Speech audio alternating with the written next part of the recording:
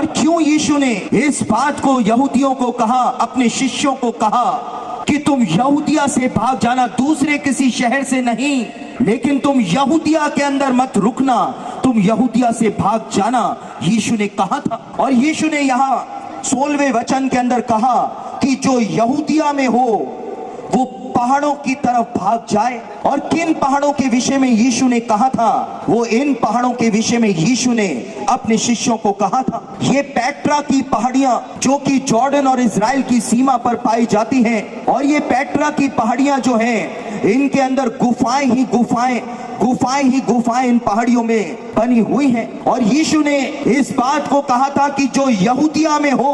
वो पहाड़ों की तरफ भाग जाए। इन पहाड़ों की तरफ भागने के लिए यीशु ने यहूदियों को कहा था। और आज से कई साल पहले अमेरिका के अंदर एक प्रचारक था, जब उसने मत्ती रचित सुसमाचार उसका 24 अध्याय 15 और 16 वचन को पढ़ा तो उसने बहुत सारे गॉस्पेल ट्रैक्ट्स जो होते हैं, पर्चे जो होते हैं, उनको छपवाया अंग्रेजी भाषा में, हिब्रू भाषा में, अरबी भाषा में। और एल्युमिनियम के बक्सों में सुसमाचार के उन पर्चों को भर के, उन एल्युमिनियम के बक्सों को लेकर के वो सुसमाचार प्रचारक अमेरिका से इजराइल गया और वहां पर मजदूरों को उसने किराए पर बुलाया और मजदूरों को लेकर के उन एल्युमिनियम के बक्सों को लेकर के वो सुसमाचार प्रचारक पेट्रा की इन गुफाओं के अंदर गया और इन गुफाओं के अंदर गड्ढा करके वो एल्युमिनियम के बक्से उसने गड़वा दिए और उसके बाद मजदूरों को पैसा दे करके उसने भेज दिया। और जब मजदूर चले गए तो उसने घुटना टेक करके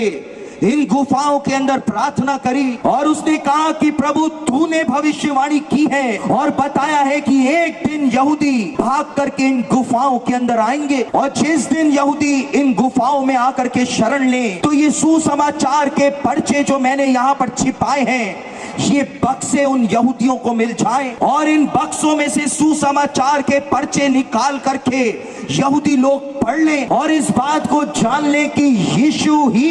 यहूदियों का मसीह है और तेरे ऊपर विश्वास कर लें।